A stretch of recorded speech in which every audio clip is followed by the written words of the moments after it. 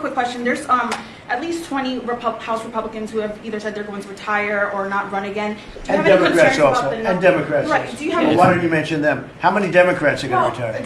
How many Democrats? Well, that's what I was going to ask you. But why don't you tell me the number of Democrats too? You tell me Are you about. concerned about the narrow margins? And No, I'm not concerned. I think we're going to do Congresswoman well. is among them, and We will have the National greatest candidate economy. Bruce Blakeman, who you know as well, is considering running for We're going governor. to have the greatest economy in history. How many Democrats are retiring? How come you only know the Republicans but not the Democrats? Because I came prepared to ask you a question about. No, you're unprepared because you should know the Democrats. You're totally unprepared. Go ahead. Well, can I ask a quick follow-up Who about? Who you with? I'm with New York Newsday, and I also have a quick follow-up. Congresswoman Elise Stefanik is among those who is running for New York great. governor. She's great. Bruce Blakeman, who you also know He's is also national head. great. Are you planning on making any Well, I'll endorsements? think or about it, but anything he's towards great that? and she's great. They're both great people. We have a lot of great people in the Republican Party. Go ahead. What I'm going to do is, if the Democrats go along with it, which they don't want to because they want to make the insurance companies very rich, okay?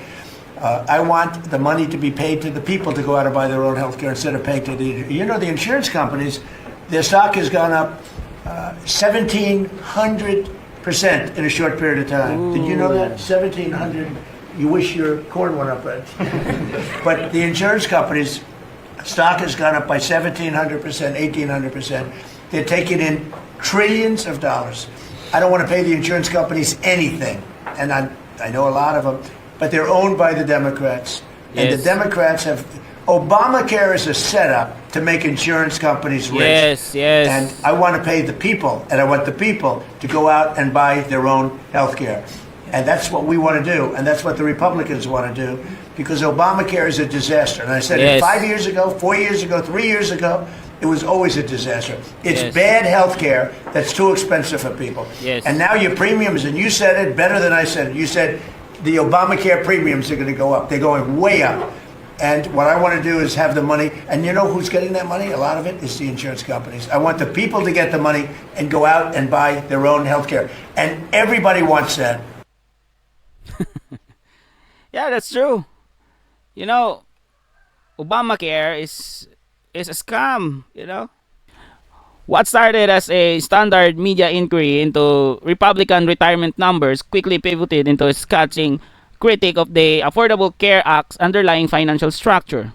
When pressed on the narrow margins of the Republican Party, Donald Trump bypassed the political gossip to highlight a staggering statistics: a 1,700 to 1,800 increase in the stock value of major insurance companies since the implementation of Obamacare. Those rich people, they become richer, and the ordinary people suffers a lot, because healthcare nowadays is really anti-poor. You will die if you're not rich, if you do not have money.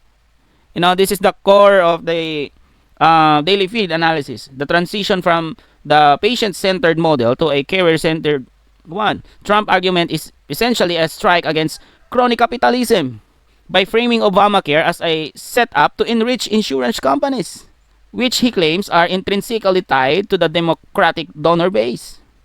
He is making a pitch for direct-to-consumer healthcare. His proposal is simple but radical. Bypass the insurance giants, give the money directly to the citizens, and let them purchase their own coverage in a competitive market. It's a move that targets the trillions of dollars circulating in the insurance sectors and promises to dismantle the bad healthcare loop that has been premium skyrocket for the average American family. This is a win.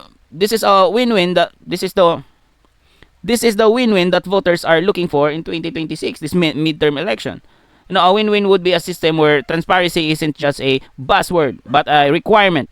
If we can bypass the bureaucratic middleman and 1,700 stock surges, we might finally see a healthcare market that competes for the patient rather than for the politician's donor report. It's about returning economic freedom to the individual. What do you think? Is direct-to-consumer healthcare is the solution? Or are the insurance companies too big to bypass? Let me know your thoughts in the comment section. Don't forget to like and subscribe this video. I'm out. Peace.